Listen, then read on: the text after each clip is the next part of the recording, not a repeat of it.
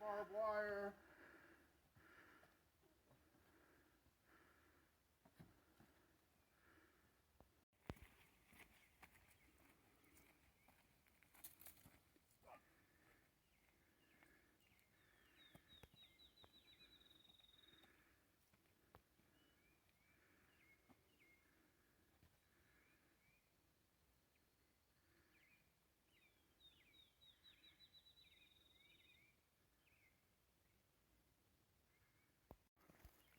All right, we were walking through pasture first thing in the morning.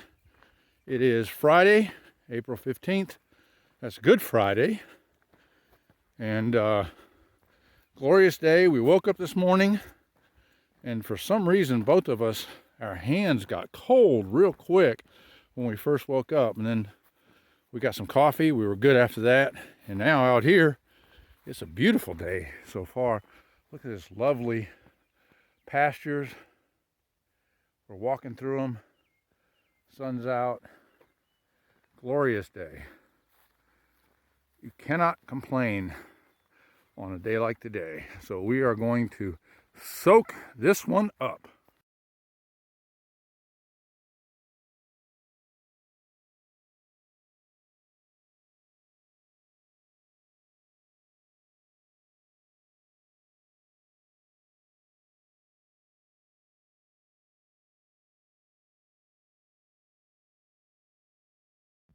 All right, so we met a fellow hiker out here. He's going northbound. I saw him this morning at our van. He was chugging on through and he's carrying a log. So I'm going to let him explain a little bit about it. So my trail name is Logman. Carrying this 20-pound log. It dates all the way back to before my military days, but basically I was trying to raise money for Wounded Warriors in N22 when I was doing a 24-hour Tough Mudder. And I started running with it again. It goes all the way back to 2004. I was running with it again to train, and then I started hiking with it, and it gained some attention. I did all the whites in 5 weeks, and then I did all the high peaks in the Northeast in 115 peaks in 13 weeks. It got some attention. I raised money for Wounded Warriors when I did that. Now I'm doing the AT with it, and so far we're at 1,300, but I have a big goal, so hopefully it gets shared, and again, I'm not taking a penny from it. It gets to go to the veteran charities that I choose at the end, and yeah. That's cool. Can I get your QR code there? Yes. It's called Larry the Log because the New Hampshire group. It's upside down. It's a big group.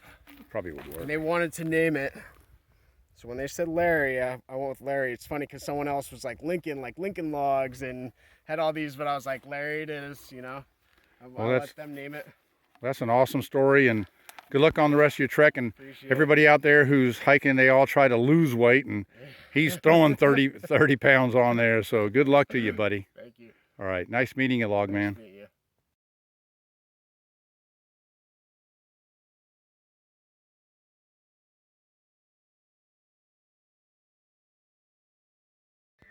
All right, so we're exiting the pasture, and we're going through a cattle gate, and we saw what we thought was litter, but it turned out it's trail magic. So we each got one, and we'll have that with lunch maybe.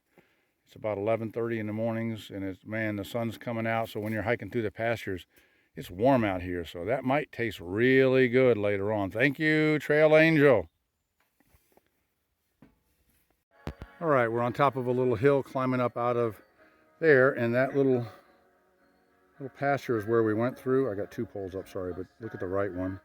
Then we came up through here. Now we're coming up here, and it is just like the song Simon and Garfunkel. Just the sound of silence is so serene out here. It's just fabulous, fantastic.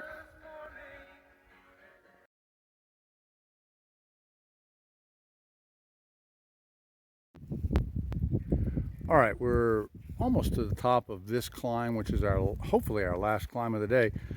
We've probably been here about 30 seconds, just taking a quick break, so caught my breath a little bit, but oh my goodness, if you look out in the distance, you can see the, what do you call it, ridge line over there. We were on that ridge line, and then we came down, zigzagging down, And it is really, you can't tell it from here, but it is really far down that way.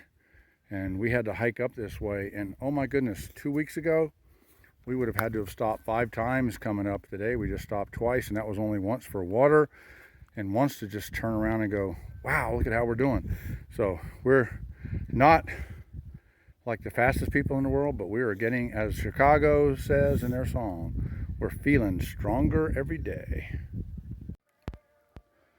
All right, late in the afternoon, we were commenting earlier that we hadn't seen any shelters today, and apparently this is why. This is the old Davis Path shelter, and that's what's left of it right there. I guess they have some camping over here, but they still have a privy. So I wish they would rebuild it. It would be nice, because it's a few more miles before you get to one the other way. So it's probably a good 18-20 mile stretch with no shelter. And a lot of people do like to stay in the shelters. About half and half. I guess half the people like to tent around the shelter or just out of the way of a shelter. And there's a group of us that like to stay in the shelter. So anyway, an exciting view of the privy. All right, so we're hiked a little bit further past that shelter that was abandoned or what have you, and here we go. 1/4 of the way from Georgia to Maine. So we haven't hiked the 550 continuous, but we've hiked 275 since we started a month ago, and we did the previous 275. So unfortunately, that means you got 3/4 of the way to go. But that's okay. We've done 1/4 of the trail. That's pretty awesome.